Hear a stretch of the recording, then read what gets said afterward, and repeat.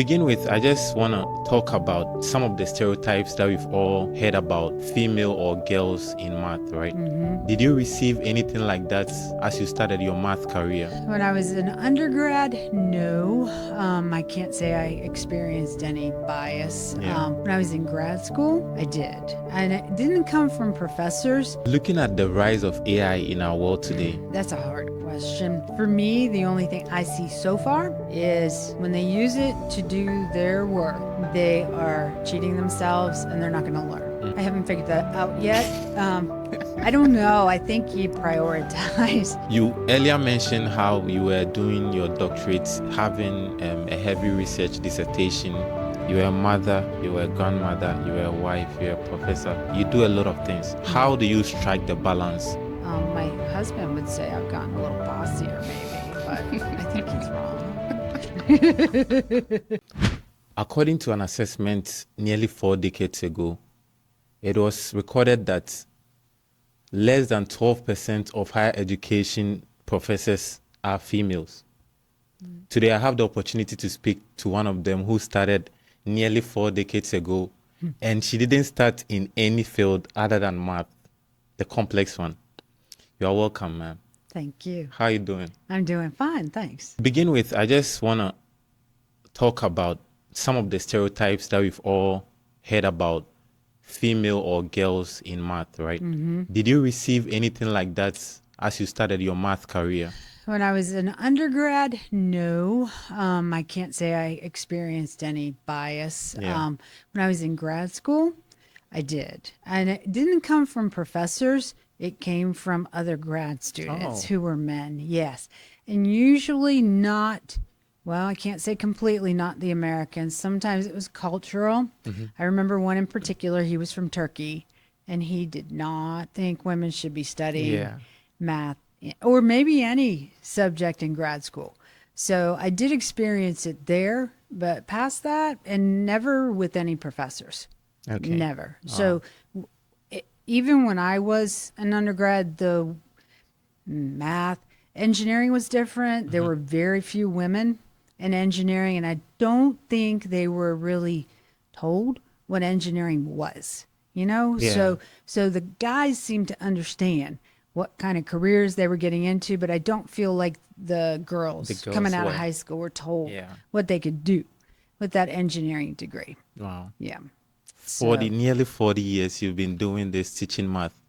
Her name is Laora Brizendine, Dr. Laora Brizendine. I have a very long name myself, God bless Pelpo Bon de Medasa, right?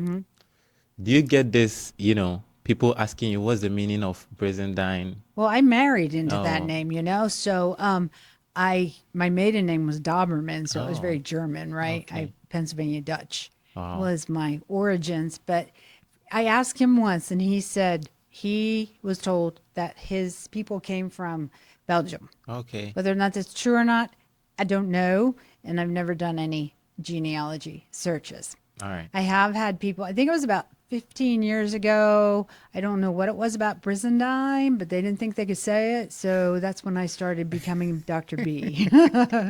Yeah. Yeah. All right. So I want us to start from your roots, right? Can you share a little bit about your background and how the background that you came from has shaped you to become the person that you are today? I'd have to say, I think I let you know, I grew up on a farm. So we were just taught you worked. You didn't sit around. You didn't go waste time. So Saturday mornings were not for sleeping in. Yeah. They were for getting up and getting work done. So I think the work ethic came from home and from growing up on a farm, and also just that's how my grandparents and my parents raised me. And I think too, even then in high school and in school, the bar was set high by my parents, both of them. So I think it was just instilled in me from a young age. Yeah.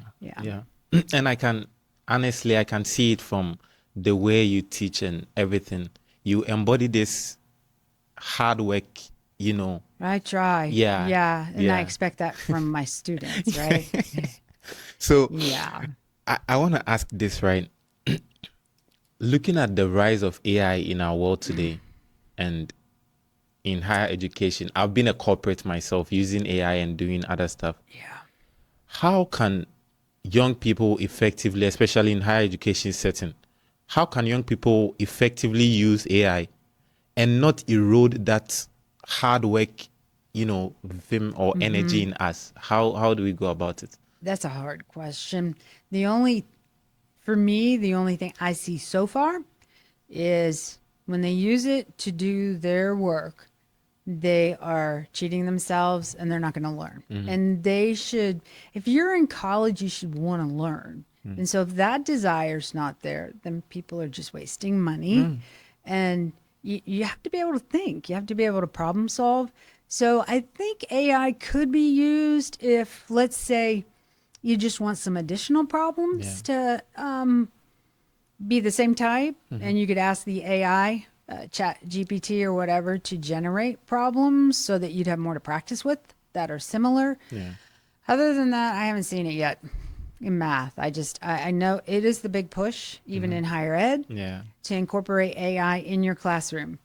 And I must say that I am old enough that I'm just pushing back and saying, no, I'm not gonna I'm not gonna do it. I mean, Yeah. we're just seeing it so much in our classrooms being abused. So other than asking it to make up questions, or I guess the other thing would be too, if we're studying a certain topic, asking it Okay. how this is applied in the real world, because that's sometimes for math especially, people don't understand That's so true. why That's so we're true. doing what we're doing, but yet you have to know the basic math before you can apply it Yeah. to, let's say, physics or astrophysics or engineering. Any other field. Yeah. Yeah, that's so true. So I guess that's one place that it would be Yeah. nice to use it. You have a lot going on, and this kind of also shows the hardworking feature that I've seen in you.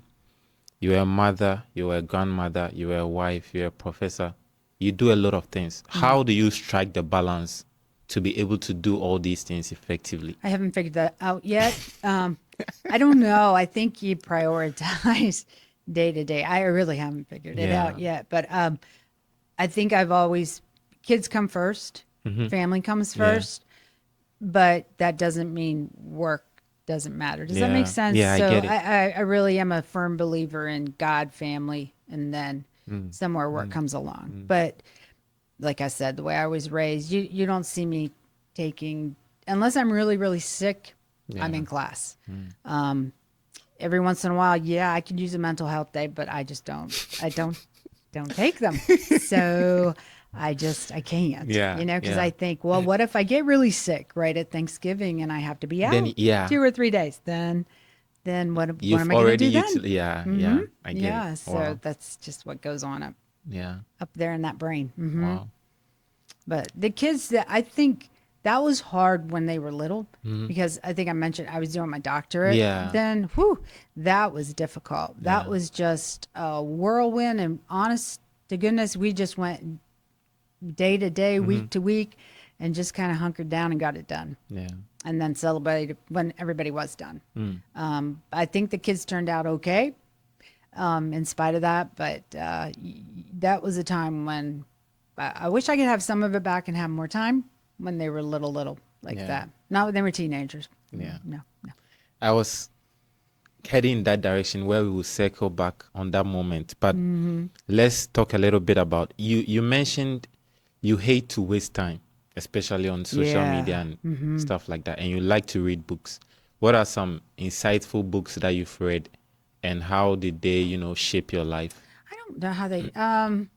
I love Mitch Albom books because they're just kind of about life experiences, fiction, but still just interesting and an easy read. Yeah. And I love historical fiction. So I guess the one author I really like is Kristen Hanna, and she writes historical fiction, but about strong female roles. So I've found that is entertaining. And other times I just need to read something funny and light, because sometimes it's just, Yeah. it gets a little too heavy and I just need to relax a little bit. Yeah. So I don't know. My reading really is for fun. Wow. I've read some authors that it's it's a little too heavy, Yeah. and it's even some of hers, and I had trouble sleeping then because it was just, you laugh, but I'm serious. Yeah, because it was just wow, just really strong stuff. Wow. So the reason this podcast is called Brink is because we believe that as human beings, right, our lives are fragmented into moments. There are moments in our lives, and these moments are not the same. There are some moments which might be painful. The stuff that you go through are not very good, but they teach you some Sure. life lessons, some truth that will help you navigate life further, right? You earlier mentioned how you were doing your doctorate, having a heavy research dissertation, and you were doing all these things, right? You were also having 2 young daughters. Yeah. Can you throw more light on that moment in your life, and also how were you able to sail through that moment? That was more, that was a moment that I think I was angry for a while because there was a change in our president at the university. And it turns out she did me a favor. But there was a generation kind of around my age where you could still teach in higher ed and get tenured and get promoted without the doctorate. And I felt like my master's degrees were really strong. I mean, they were harder than my doctorate was really. So when the new president came in and decreed you will not get out of this rank without it, I was angry, but in hindsight, she did me a big favor because she forced me to go ahead and get that terminal degree, which otherwise I don't know if I would have gotten hired Yeah. here, you know? So it worked out fine. It's just at that time, it was a lot. It was just a lot because I was teaching a full load. And the girls, they were really little. Now we had a really, really good babysitter who was like another grandma to them. So thank God for her. Because my husband was working on his doctorate too, so it's not like he was that handy Yeah. or available even, you know. Yeah. So it was just I think it was one of those experiences that people ask, how'd you do How that? did you do it? Yeah. And I said, you just don't think about it. You just hunker down and you do it because you know you have to. Yeah. And you don't really lament it. You just do it and then look back and say, okay, that's done. Let's move on. So I can't say it was a fun few years, but it was just something that we had to go through. Yeah. And we really, no kidding, we really did just go day to day, Yeah. week to week, and just survived it.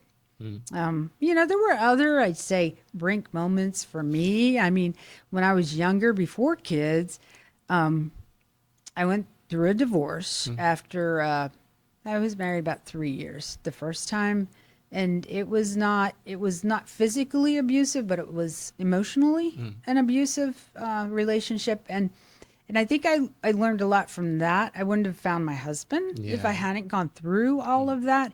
But I feel like now I can tell my daughters, if you're in this situation, I've told them several times, even if it's the day of a wedding, if you're not sure, you don't go through with Don't do it. it, Right. yeah. Because something is gnawing at you Yeah. and it's telling you this isn't quite right. And so I learned, even though it was really painful. Yeah. And I remember I was in my master's program in engineering, and my professor, bless his heart, he didn't really know how. I mean, I was going through a really hard time, Yeah. right? And Dr. Shirali really didn't know how to help. So his response was, well, just put your head down and do your research. And I'm like, thanks, Dr. Shirali, that should help. But it was hard, he Yeah. didn't know what to Yeah. say. But it Yeah. was just, that was one of those brink moments too. That is just like, okay, pull yourself up and get yourself back on track. What and is go one through. thing that you learned from that moment, especially the one about divorce, right? What is one specific thing that you learned that you want to share? This might sound really stupid, but it's that if you're not sure that this really is the person, don't do it. Just get to know them better. That was just a rushed, Kind of thing. yeah, and it was just not wise at all. And I think deep down I knew better, but I just I don't know. I was 25, and I guess most of my friends were getting married, and you're Yeah. thinking, okay, it's time. But in hindsight, it was really stupid. Yeah. So, and and I know it's hard for you to believe, but I was really more outgoing Yeah. before I had that relationship than I That's was honestly after. hard to believe, honestly. I know, but it's true. I know it's crazy.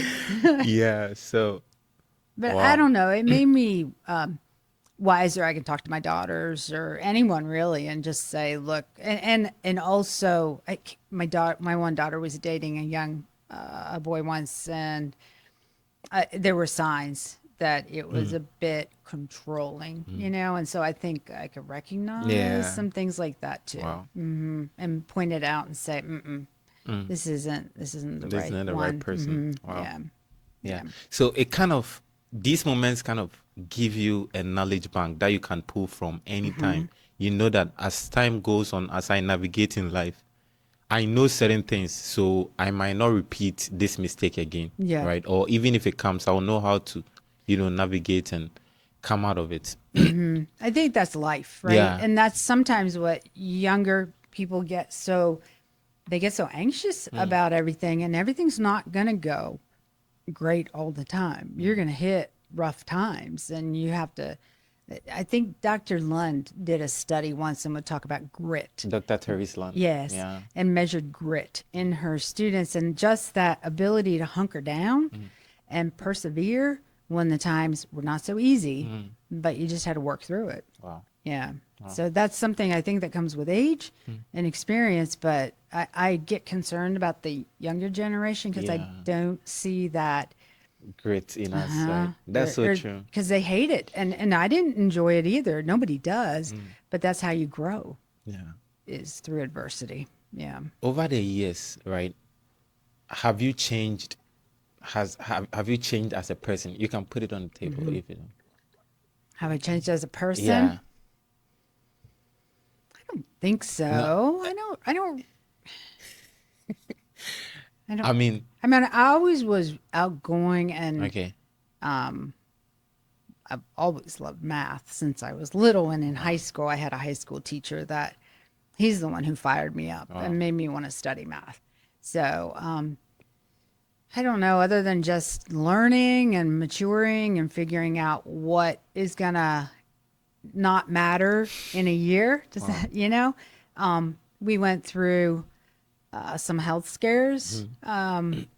We went through a tough, I'd say about 2 years. We lost our fathers, both my husband and I, and he went through some really rough cancer treatments. And it was, it just puts things in perspective. Yeah. So I don't know that I've changed, but my husband would say I've gotten a little bossier maybe, but I think he's wrong.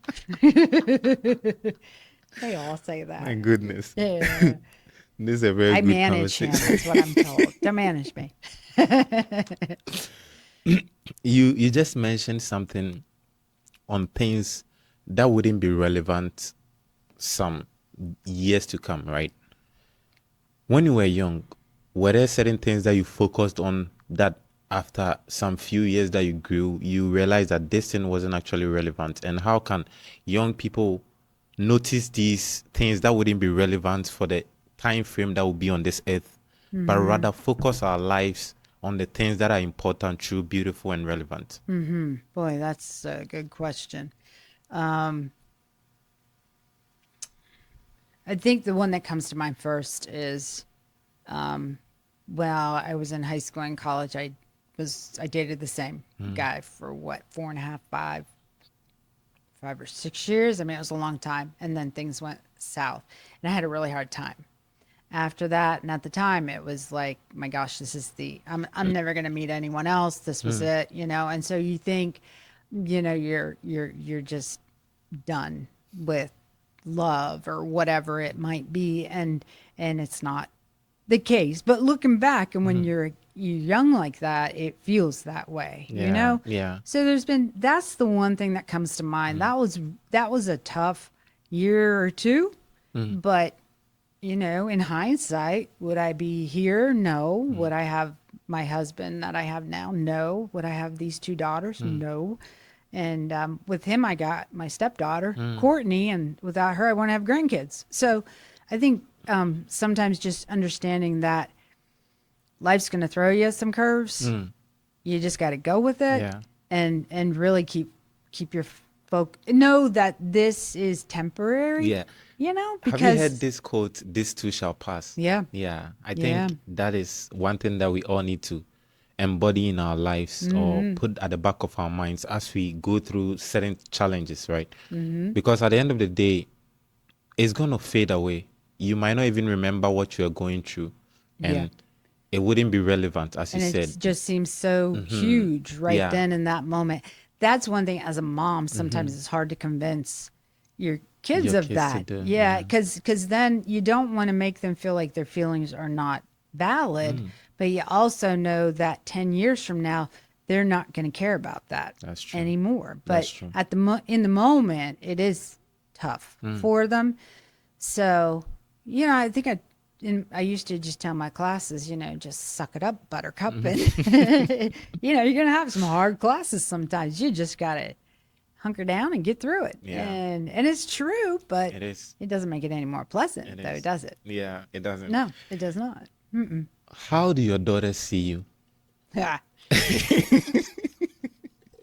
Actually, they're pretty sweet. I think they do look, they admire my grit, and Yeah. they like the advice that I give them. So at least that's what they tell me in my Mother's Day cards and my birthday cards and such.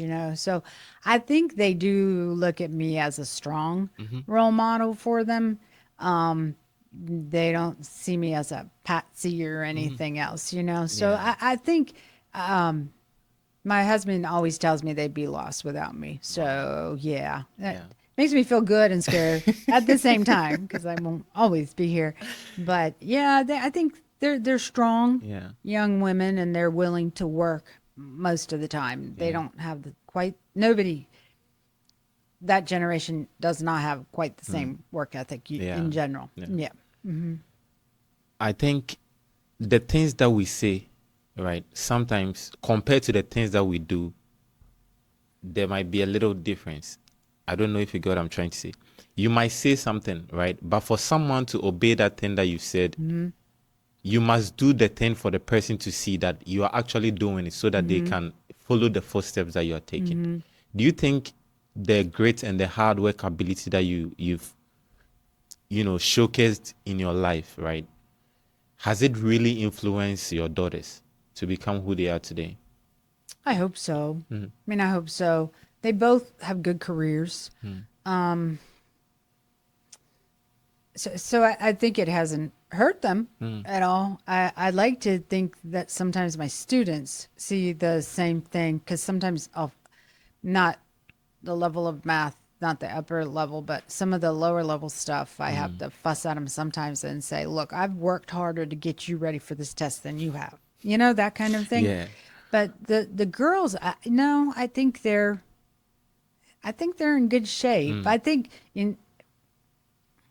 don't know who's going to see this, but the one area I wish they work on is just financial readiness, because I feel like my husband and I, we both struggled because we didn't come up in families that had Yeah, a lot, but we knew how to make do with what we had, and we knew when it was okay to go and spend money and when it wasn't. Even if it was just grabbing a quick burger or something like that. If we didn't have the money, we didn't do it. Yeah. So that's one thing that I've seen with my girls, that I wish they would get that together a little better. The nurse, she can pick up shifts, right, and earn some extra money. Yeah. My other daughter does IT work, so it's a little harder. Yeah. So that's the only thing. That's in one place where I feel like I've failed them. But I don't know what I could have done differently either. Yeah. So, because I've racked my brain on Yeah, that you one, did to your be best. honest with you. Yeah. Yeah.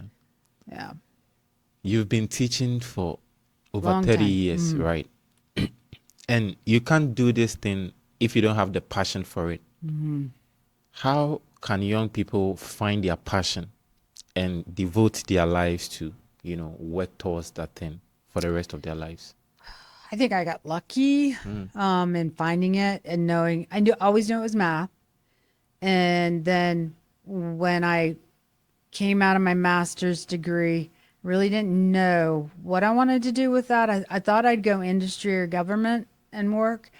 But then I took a teaching job Mm-hmm. and I loved it. And so I never really looked back, even though I went back for another degree and did some other stuff. But I always came back to the teaching Mm-hmm. of math. So it was just, I don't, I always tell people that's my gift. Oh, Does that make sense? yeah. So people have different gifts that are God given, and I just feel like that's my gift. Mm. So I never really looked back. I don't know. I think my daughter's found her passion. She works in behavioral health, mental Yeah. health, and I feel like she's found her passion. And I think for others, it's not so simple. I Mm. think it takes Yeah. time sometimes. You got to try some different things. Different And things. Okay. sometimes we get lucky and we find it right away. And I think that happened for me. Wow. But I think I was lucky. Yeah. Yeah. Yeah. All right. What message do you have for someone maybe going through a brink moment, a difficult time in their lives? What advice will you give to them, or what message will you pass to them? I think it's kind of like what you said. God bless. This is happening today, Mm-hmm. but in 10 years, you're going to look back and it's not going to be important. Mm. Or maybe it's important, but it's not going to cripple you Mm. in 5 or 10 years. You're going to grow from that. And so you just have to keep it in perspective and not let it completely ruin your life. Because I've seen too many people that Yeah. it really does. It's just crippling. Yeah.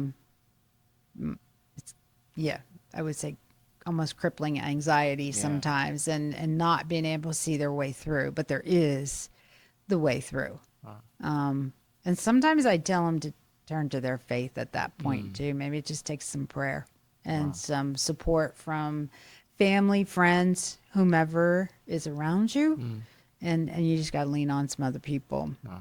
But We all need that help, right? but you're right. This too shall pass. This It's too just shall it's pass. hard to believe that when Mm. you're Going through right it in at the the middle point. of it. Exactly. Yes, and I know that. I do know that. But it's still that's about the best advice you can give to people sometimes. Yeah. Is you are going to look back on this and it's not going to be a big deal. Yeah. Yeah. But it might not sound sweet to them at that spot, but you just have to No, give and to. it applies in so many different areas of your life. My daughter's dog's getting older, and all she does is stress about when she's not going to have him anymore. And I said, all you can do is enjoy him while he's here. Yeah, wow. Just The time. enjoy every day and don't worry about that. He's not going to live forever. They don't. Yeah. And it's sad, but you can't dwell on that, or you Yeah. won't enjoy the The moment. time you have. That's right. Yeah. So I don't know. I guess I'm old and I've gained some wisdom. So it's true. I mean, when you're The younger, you years don't come see with it. wisdom. They Yeah. really do. Yeah. Yeah. Thank you We so hope much. anyway, right? Yeah. Thank you so much for coming. It was a pleasure.